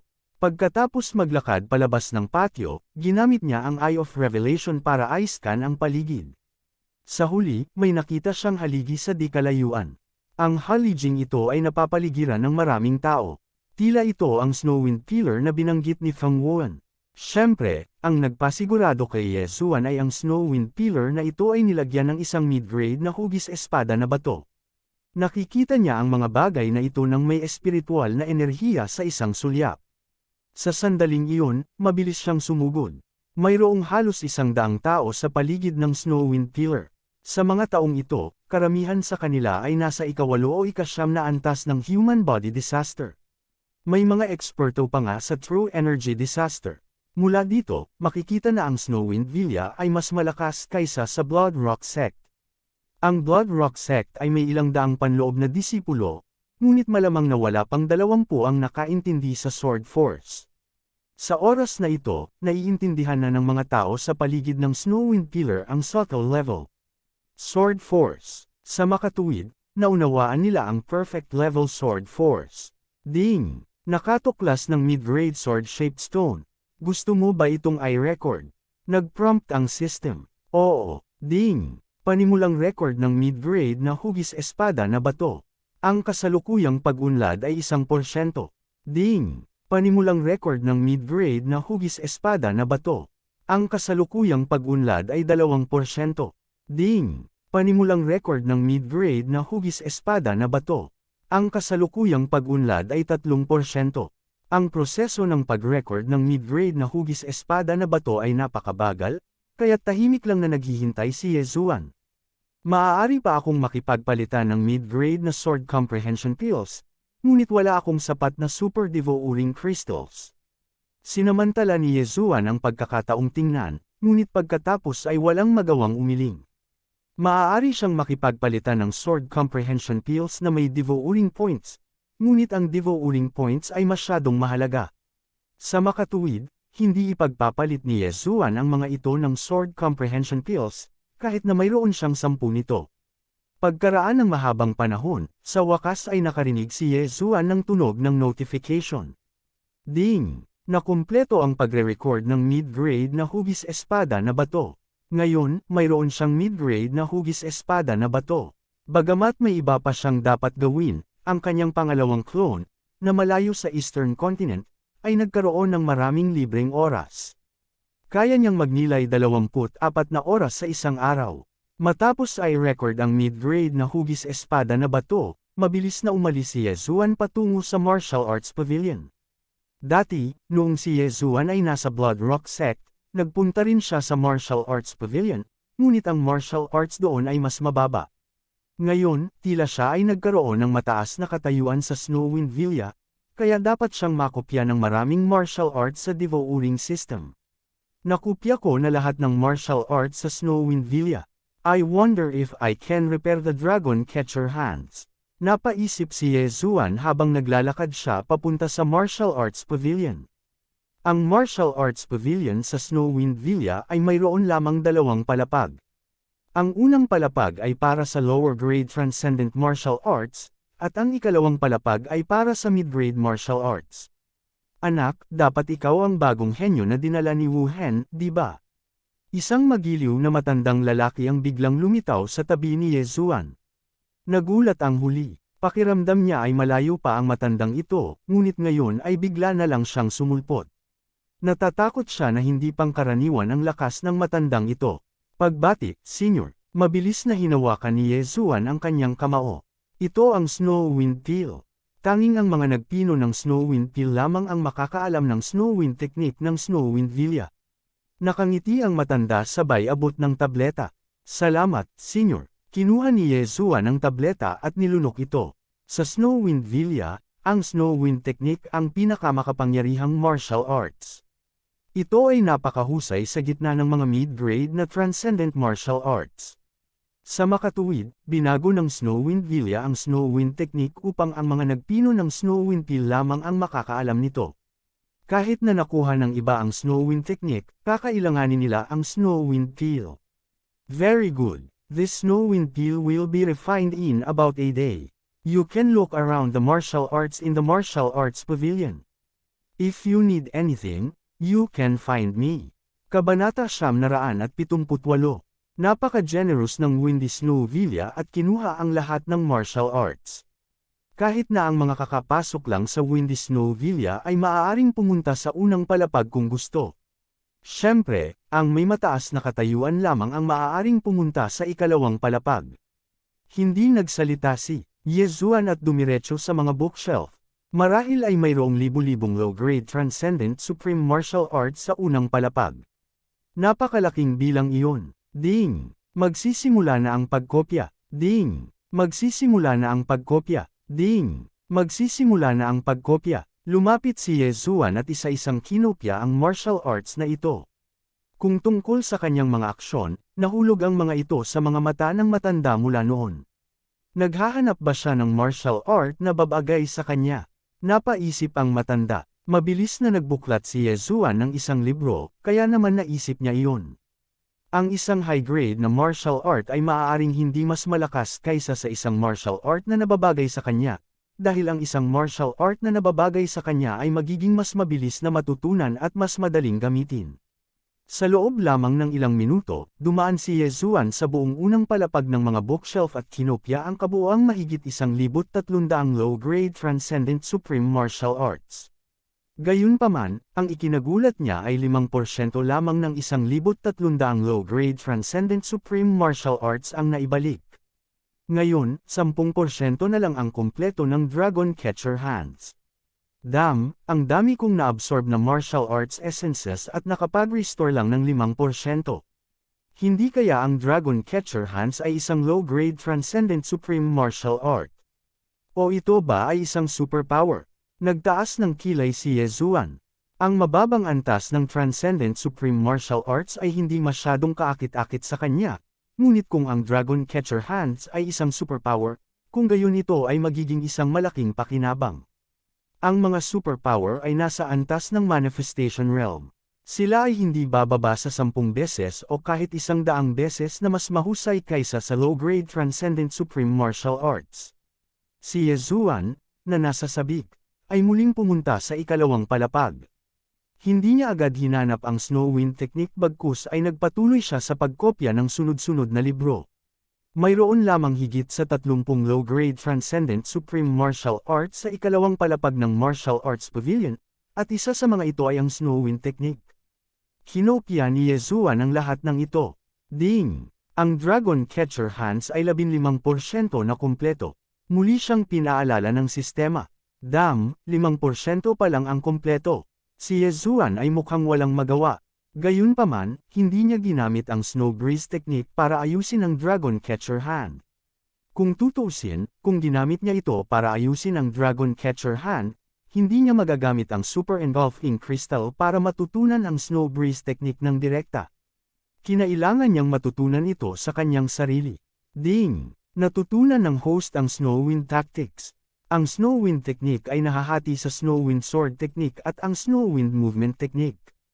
Ito ay isang bagay na alam na ni Yezuan. Kasabay nito, pagkatapos na linangin ang Snowwind Technique, higit pa o hindi gaanong immune siya sa malupit na klima sa paligid niya. Ngayon, natapos na niya ang Intermediate Sword-Shaped Stone Inscription, ang completion rate ng Dragon Catcher Hands ay umabot na rin sa level 15, at natutunan din niya ang Snowwind Technique. Kung ganoon, oras na para itaas ni Yezuan ang kanyang cultivation level. Narinig ko na sa likod ng Snowwind Mountain ay ang 10,000 Snowy Mountain. Tara doon tayo manghuli at mag-level up. Sa pag-iisip na iyon, mabilis na tumakbo palabas si Yezuan. Gayunpaman, bago siya makalakad ng ilang hakbang, umalangaw ang sigaw ng pagkagulat ni Luoluo. Young Master, nakapasok na ako sa ikatlong yugto ng Human Body Disaster. Ano, napakabilis. Nagulat si Yezuan. Masyadong mataas ang halaga nitong Snowwind Pill. Sa tingin ko ay makakalusot ako sa True Energy Disaster, sagot ni Luoluo. Mukhang kailangan kong magsumikap. Kung hindi, malalampasan na naman kita. Ngumiti si Yezuan nang walang pakialam. Umalis siya sa Snowwind Mountain Manor at pumasok sa 10,000 Snowy Mountain. Ang 10,000 Snowy Mountain ay napuno ng Transcending Supreme Being Sacred Beasts, tulad ng Snowwind Ape, Snowwind Eagle, Frost Python, at iba pa. Sa anumang kaso, ito ang lahat ng mga target ni Yezuan. Kung mas malalim ang napupunta sa 10,000 Snowy Mountain, mas mataas ang level ng Transcending Supreme Being Sacred Beasts. Sa lakas ko ngayon, hindi dapat maging problema para sa akin ang pagharap sa True Energy Disaster. Napaisip si Yezuan. Dati, ginamit niya ang lahat ng uri ng trump card para matrap si Yang Xin sa Spiritual Sword Array. Kung ginamit niya ang huling piraso ng paglamon ng mga puntos para i-upgrade ang kanyang bloodline, namatay na si Yang Xin. Sa kasamaang palad, hindi niya kinaya, kaya hindi niya natapos ang random mission. Matapos makapasok sa 10,000 Snowy Mountain, sinuri ni Yezuan ang mission system. Sa tuwing papasok siya sa isang lugar, inuuna ang mga misyon ng lugar na iyon. Sa oras na ito, ang mga misyon na pumasok sa kanyang mga mata ay pawang mga misyon na pumatay ng mga halimaw sa 10,000 Snowy Mountain o upang maghanap ng mga makalangit na materyales at makalupang kayamanan. Nakapatay ng First Grade True Energy Disaster Snow Eagle. Gantimpala, isang Ice Vein Fruit. Nakapatay ng First Grade True Energy Disaster Frost Python. Reward, isang Heavenly Ice Grass. Nakapatay ng First Grade True Energy Disaster Snow Mountain 8. Gantimpala, isang asul na matahimik na bulaklak. Napakaganda ng mga gantimpala ng mga misyong ito. Tinanggap ni Yezuan ang mga misyong ito. Pagkatapos ng lahat, ang halaga ng Super Devouring Crystals na kinakailangan upang tumanggap ng isang misyon ay hindi marami.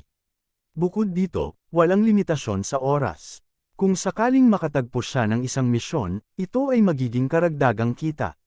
Matapos makapasok sa 10,000 Snowy Mountain, pumunta si Yezuan sa isang tuwid na linya. Umatake lamang siya nang makasalubong niya ang isang buhay na nilalang. Ang antas ng Transcending Supreme Being Sacred Beast sa labas ay napakababa.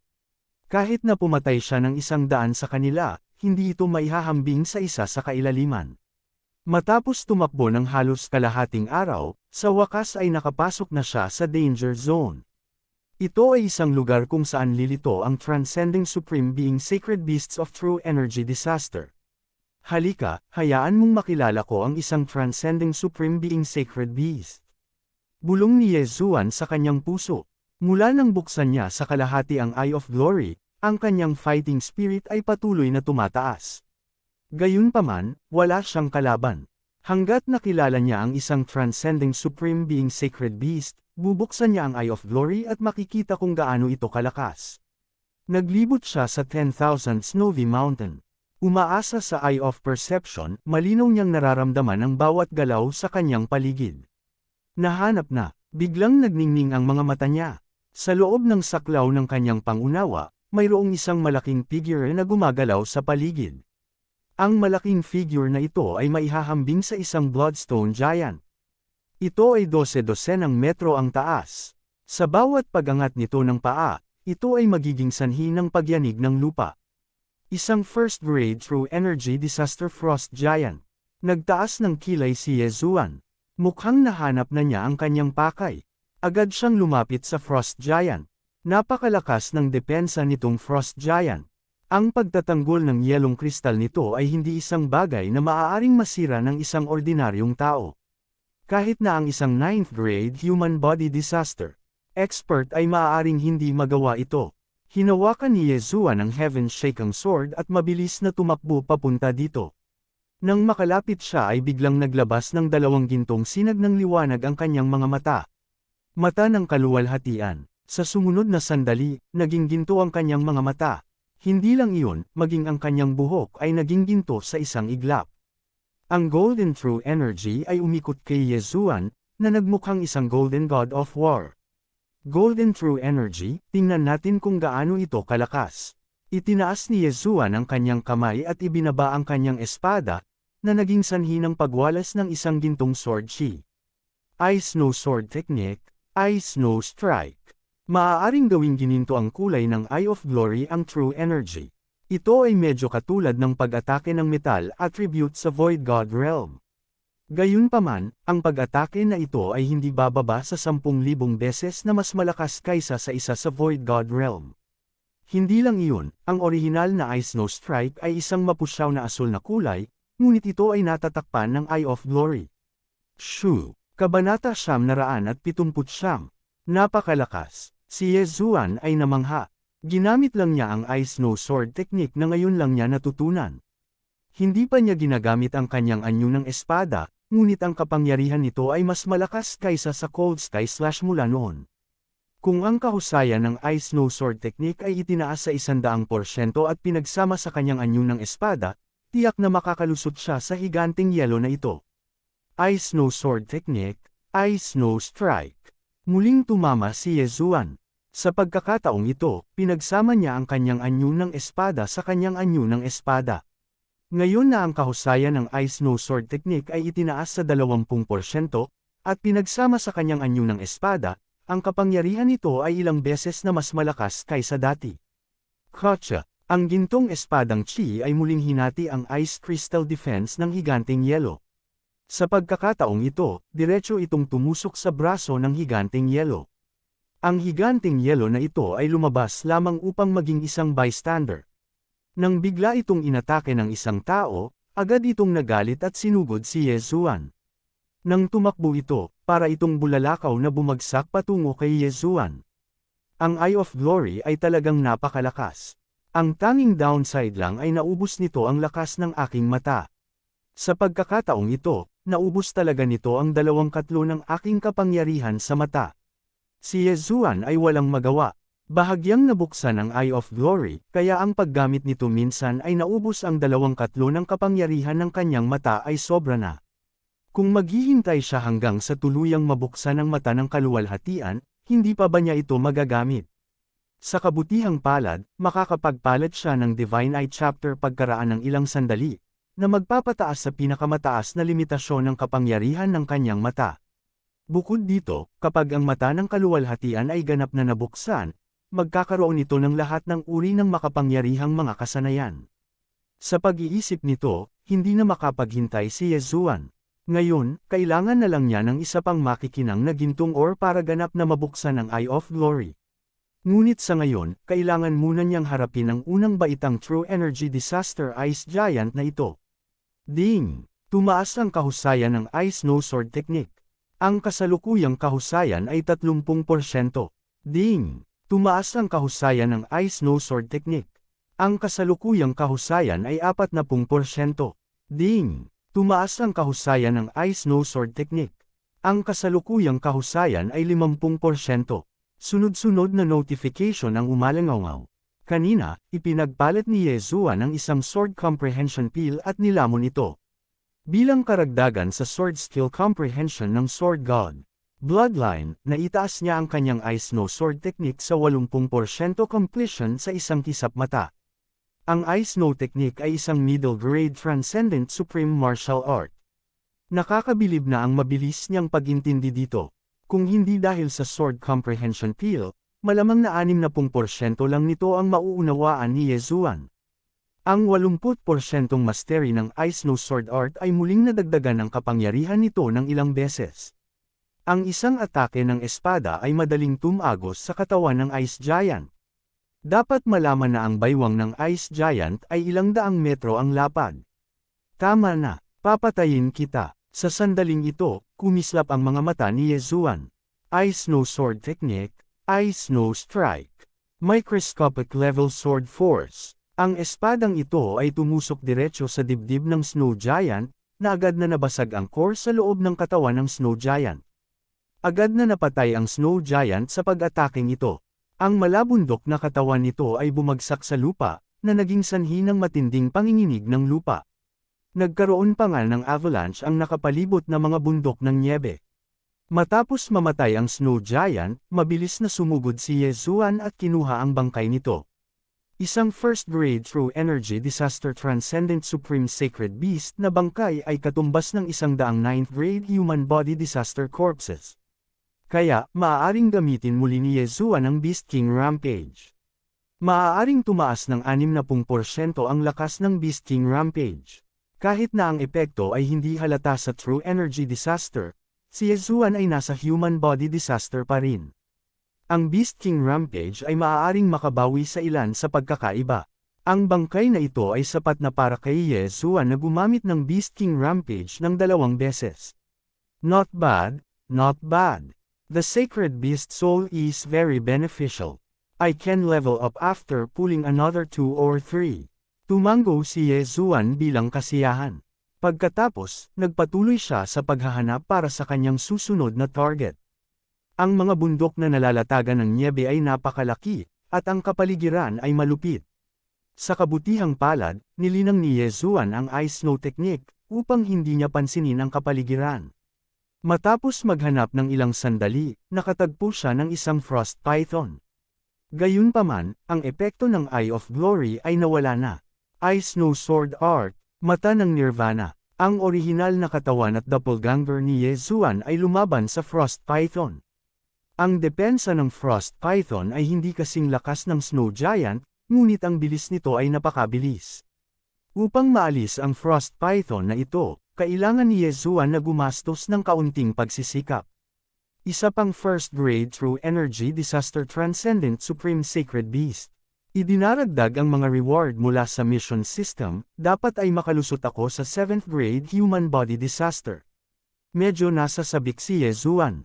Hanggat nakalusot siya sa 7th grade Human Body Disaster, magagawa niyang harapin si Yang Xin kahit na hindi niya ginamit ang kanyang trump card. Hindi nagtagal, nakatagpo siya ng isa pang Transcendent Supreme Sacred Beast. Ito ang Snow Mountain Ape na napatay niya noon. Gayunpaman, hindi ito nakatulong sa kanya na makalusot. Pagkatapos nito, ang kanyang kapalaran ay hindi masyadong maganda. Hindi na siya nakatagpo ng isa pang first-grade True Energy Disaster Transcendent Supreme Sacred Beast. Sa gabi ring iyon ay pumasok si Yezuan sa mga bundok ng nyebe. Boom! Boom! Boom! Biglang, isang malakas na tunog ang nakakuha ng atensyon ni Yezuan. Sa oras na ito, si Yezuan ay nagpapahinga sa hangin. Matapos marinig ang tunog, lumingon siya at nakita niya na sa likod ng isang bundok na nalalatagan ng nyebe, may mga nagniningning na bituin. Parang may nag-aaway. Maaaring mga tao mula sa Ice and Snow Mountain Villa. Itinaas ni Yezuan ang kanyang kilay at nagpas siyang pumunta at tingnan. Ang Ice and Snow Mountain Villa ay itinayo sa isang gilid ng Snowy Mountains, kaya madalas silang pumasok sa Snowy Mountains para magsanay. Siyempre, ang ibang mga kapangyarihan ay magkakaroon din ng mga ito. Lumapit si Yezuan para tingnan. Dahil miyembro din siya ng Ice and Snow Mountain Villa, kung may nasa panganib sa kanyang panig, maaari siyang magbigay ng kamay. Kung ito ay hindi isang tao sa kanyang panig, marahil siya ay maaaring samantalahin ang sitwasyon upang makakuha ng ilang mga benepisyo. Siyempre, maganda ang ugali ng Ice and Snow Mountain Villa, kaya kapag gumagawa ng mga ganitong bagay, kailangan nilang mag-disguise. Gayunpaman, nang makalapit siya, nalaman niyang hindi na kailangang magkaila. Sa harap niya, may isang pangkat ng 5 kabataan. Sa oras na ito, ang pangkat na ito ay umaatake sa isang snow giant.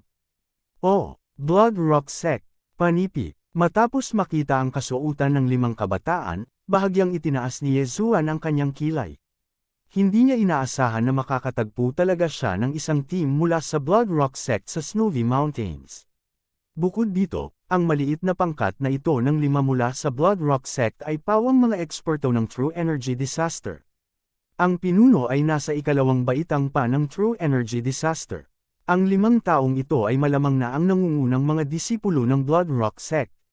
Lahat sila ay wala pang 30 taong gulang. Narinig ko na ang Young Master ng Blood Rock Sect, si Guo Teng, ay nasa ikalawang baitang ng True Energy Disaster. Mukhang siya ang kabataan na namumuno sa koponan.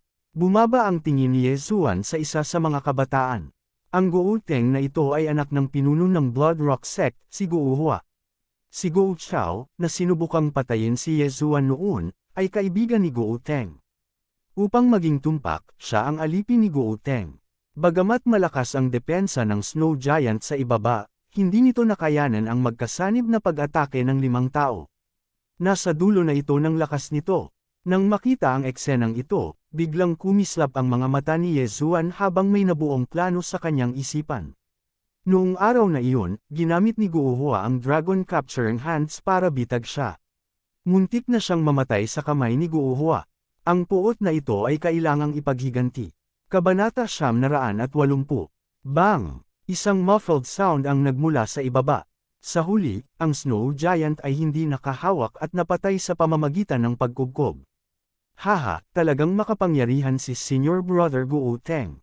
Maging ang Snow Giant, na kilala sa depensa nito, ay madaling napatay.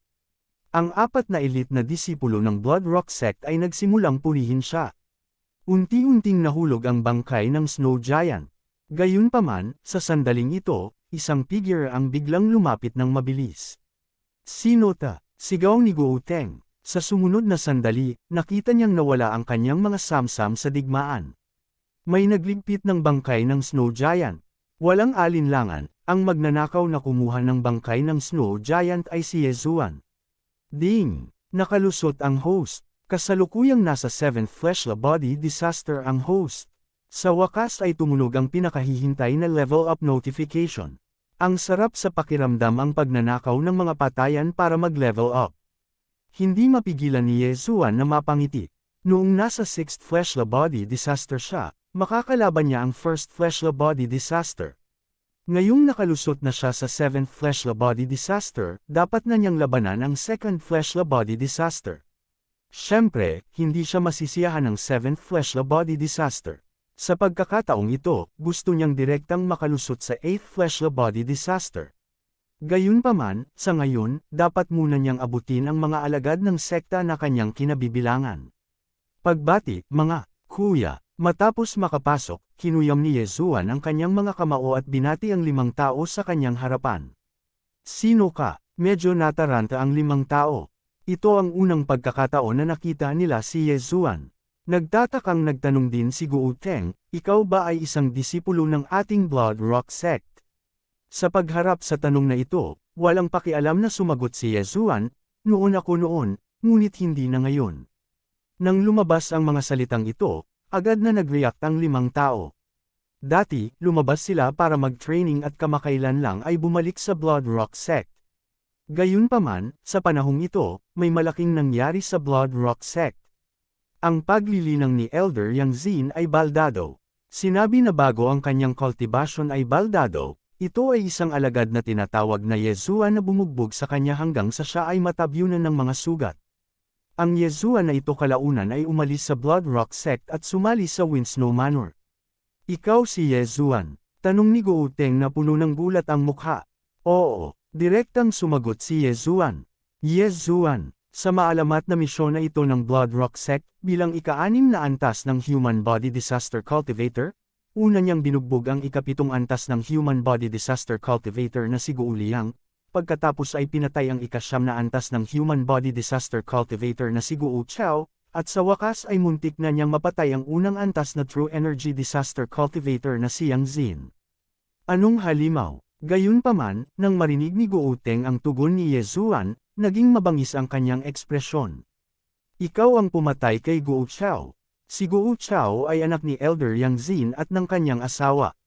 Hindi siya kadugo ni Gooteng. Gayunpaman, maraming bagay ang nagawa ni Guo Chao para kay Gooteng. Kahit wala siyang masyadong naiambag, nag-effort pa rin siya. Ngunit dahil si Guo Chao ay ginawang tinadtad na karne ni Yezuan, natural na hindi papakawala ni Gooteng si Yezuan ng ganoon kadali. Tama, namatay nga si Guo Chao sa mga kamay ko. Tumango si Yezuan. How dare you? Nagalit si Gooteng, ngunit sa susunod na sandali, naalala niya na si Yezuan ay may malakas na background. Ang Blood Rock Sect ay hindi katugma sa Winslow Villa. Wag na muna nating pag-usapan. Bakit mo kinuha ang bangkay ng Snow Giant? Tanong ni Gooteng. Bakit ko inalis? Bahagyang ngumiti si Yezuan. Maaaring ang Snow Giant ang pinalaki mo, Senior Brother Gooteng. O marahil, ang pangalan ni Senior Brother Gooteng ay nakasulat sa bangkay ng Snow Giant. Panipi, anong sabi mo? Bago pa maibuka ni Gooteng ang kanyang bibig, isang disipulo ang agad na humakbang at pinandilatan si Yezuan. Ito ang mundo kung saan iginagalang ang malalakas. Senior Brother Gooteng, hindi mo ba alam iyon? Sagot ni Yezuan. Anong magandang it's strong are respected? Sa sandaling matapos magsalita si Gooteng, pinalibutan ng iba pang 4 na disipulo si Yezuan. Sila ang pumatay sa Snow Giant, kaya paano nila hahayaan si Yezuan na kunin ito? Oh, gusto ni Senior Brother Guo na lumipat. Walang pakialam si Yezuan. Paano kung pinalibutan nila siya? Sa kanyang kasalukuyang kaharian, paano siya matatakot kay Gooteng at sa iba pang 4? Senior Brother Guo, ito ang 10,000 Layer Snow Mountain. Ang batang ito ay naglalakad sa ating bitag. Kahit napatayin natin siya, hindi malalaman ng Ice Snow Villa. Paalala sa kanya ng isang alagad. Oo, patayin mo siya at ipaghiganti si Junior Brother Guo Chao. Kami lang ang nandito. It's a good time to make a move. Sunod-sunod na sumigaw ang 4 na alagad. Sa katunayan, ito ang 10,000 Layer Snow Mountain. Hindi gaanong tao ang pupunta dito. Tsaka gabi na, kaya bagay na bagay. Narinig ni Gooteng ang mga salita ng 4 at natahimik sandali. Ang Ice Snow Villa ay mas malakas kaysa sa Blood Rock Sect. Kung malantad ang bagay na ito, ang Blood Rock Sect ay magdaranas ng matinding dagok. Gayunpaman, hanggat ginawa ito ng maayos, hindi magkakaroon ng anumang mga problema. Anak, bagamat narinig ko na natalo mo si Elder Yang Xin, sa tingin mo ba ay kaya mong maging napakayabang sa harap ko? Hinawakan ni Gooteng ang kanyang espada at malamig na sinabi kay Yezuan. Kahit na si Yang Xin ay isang elder, hindi siya masyadong malakas. Sa 4 na disipulong naruroon, hindi bababa sa 2 sa kanila ang mas malakas kaysa kay Yang Xin. Bukod dito, si Gooteng ay isang second-grade human body disaster, isang henyo na pinangalagaan ng Blood Rock Sect. Hanggat gumawa siya ng hakbang, mamamatay si Yezuan ng walang pag-aalinlangan. Senior Brother Gooteng, parang gusto mo akong patayin. Hindi ka ba natatakot na malaman ng Ice Snow Villa? Kalmado pa rin ang ekspresyon ni Yezuan. Kung hindi natin sasabihin, paano malalaman ng Ice Snow Villa? Malamig na sinabi ni Gooteng, dahil mamamatay ka na, maaari ko ring sabihin sa iyo ang isang piraso ng balita. Nabalitaan ko na kinuha mo ang isang outer sect elder bilang iyong master. Ang pangalan niya ay Dongxing, tama ba? Dongxing. Nang marinig ang pangalang ito, nang inig ang katawan ni Yezuan at nagtanong, at si Elder Dongxing ay ipinadala ng aking ama sa isang liblib na lugar. Ngunit dahil pinatay mo si Guo Chao, nagpadala ako ng mga tao upang harapin siya. Wala ni isa man ang natira. Bukod dito, ang lahat ng mga bangkay ay itinapon ko sa mga Saint Beast. Hahaha, sagot ni Gouteng sabay tawa. Ano? Kaagad na inihayag ni Yezuan ang layunin ng pagpatay. Ang kanyang amo, si Dongxing, ay talagang patay na. Bukod dito, ang kanyang buong pamilya ay nasangkot. Kahit isang bangkay ay hindi naiwan. Karapat-dapat kang mamatay. Nagngangalit si Yezuan. Noong una ay gusto niyang iligtas ang buhay ni Gouteng, ngunit ngayon ay tila masyado siyang nag-iisip. The one who deserves to die is you. Kung gusto mong sisihin ang isang tao, sisihin mo ang sarili mo. Ikaw ang nanakit sa kanya. Ngumuso si Gouteng. Ngayon, mapapatunayan ni Yezuan na siya ang kalaban ng kanyang mga masters. Sina Zhou Kang, Han Ning, at Dongxing ay pawang kanyang mga masters. Gayunpaman, lahat sila ay sunod-sunod na namatay. Tanging ang mahiwagang bundok ang nabubuhay pa. Kahit ayaw niyang maniwala, iyon ang totoo. Dahil iyon ang kaso, kaya ko lang kayong lahat na patayin at ipaghiganti master. Ang mga mata ni Yezuan ay puno ng layuning pumatay. Bagamat walang itinuro sa kanya si Dongxing, minsan ay binigyan niya siya ng protective amulet na hamarang sa isang mahalagang suntok mula sa Blood Rock Giant. Sa makatuwid, maaari siyang ituring na kanyang tagapagligtas. Sa sandaling ito, kung hindi niya papatayin si Gouteng at ang apat pa, paano niya haharapin ang espiritu ni Dongxing sa langit? Patayin mo kami. Ikaw, pumunta sa impyerno. Panipi, ang isa sa mga alagad ay nasa masamang kalooban. Pagkatapos ng mahinang sigaw, galit na galit siyang sumugod kay Yezuan. Ikaw ang nanliligaw kay kamatayan. Mahigpit na hinawakan ni Yezuan ang Skyquake Sword at nilaslas. Snowy Sword Technique.